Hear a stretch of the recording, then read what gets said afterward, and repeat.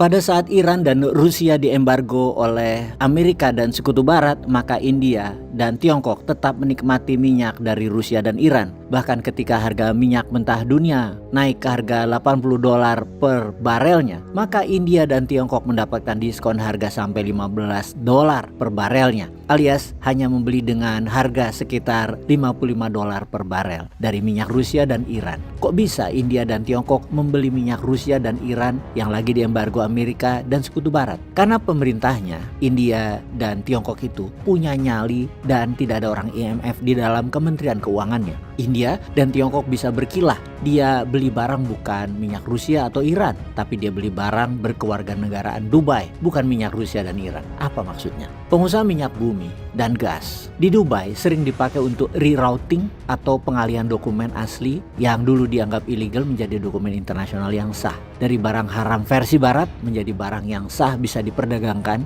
dioplos, digabungkan, diubah dokumen, diubah kapal angkutnya, diubah bill of ladingnya, diubah identitas agar sah di mata dagang internasional, dan itu biasa Dubai lakukan. Karena itu Iran dan Rusia walau diembargo tetap bisa jual minyak dan gas alam mereka ke dunia internasional. Negara-negara yang berani beli adalah negara yang bebas, negara yang merdeka, tidak terbelenggu. Seperti hal ini India dan Tiongkok. Indonesia urusan beginian jauh panggang dari api, apalagi waktu rezim yang lama, sangat kasual, tidak mengerti geopolitik. Taunya cuma Tiongkok, dan cuan.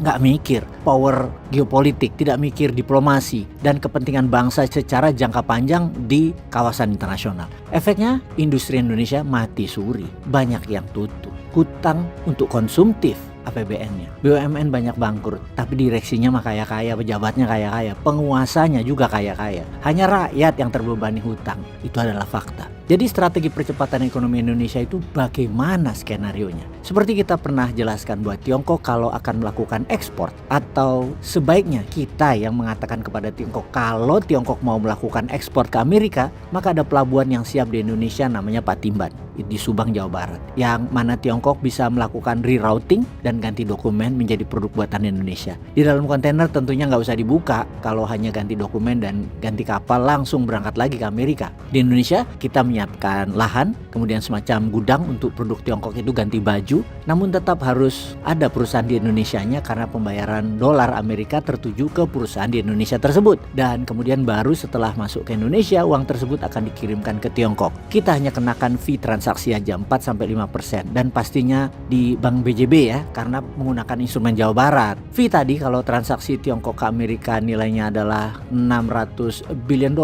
maka mungkin tidak semua yang akan dialihkan atau dilewati pelabuhan Patimban. Katakanlah hanya $50 billion saja. Nilai bagi Indonesia itu sudah sangat besar, sekitar 40 triliunan rupiah per tahunnya dari fee saja, dan bisa menciptakan 20.000 lapangan kerja baru. Belum lagi biaya pelabuhan Patimban yang menjadi uang beredar di Indonesia itu cukup besar atau cukup banyak. Namun ini hanya awalan. Yang paling menguntungkan adalah strategi pengendalian rare earth oleh Indonesia. Tiongkok dan Amerika saat ini kira-kira memerlukan rare earth senilai $10 billion per tahunnya dan terus tumbuh kebutuhannya. Indonesia sebagai orang tengah bukan hanya jadi broker seperti rerouting kargo, tapi produk Indonesia sekarang terutama rare earth ini bisa dikirim produksinya. Indonesia itu jangan pernah mengira tidak bisa memproduksi mineral tanah jarang. Indonesia bisa memproduksinya. Ada pabrik di situ Bondo, ada yang bisa, dan tentunya pabrik ini saat ini masuk kategori pabrik strategis yang berada di bawah payung Kementerian Pertahanan. Masih rahasia, namun inilah kekuatan sesungguhnya dari Indonesia.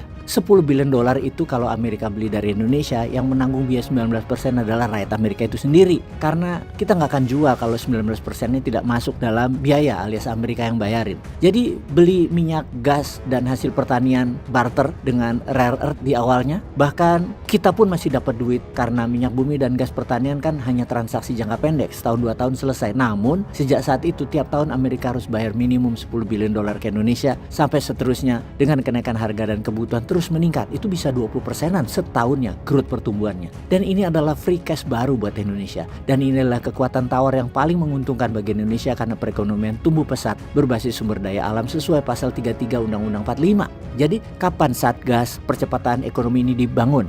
New Mind sih siap membantu selalu. Peace.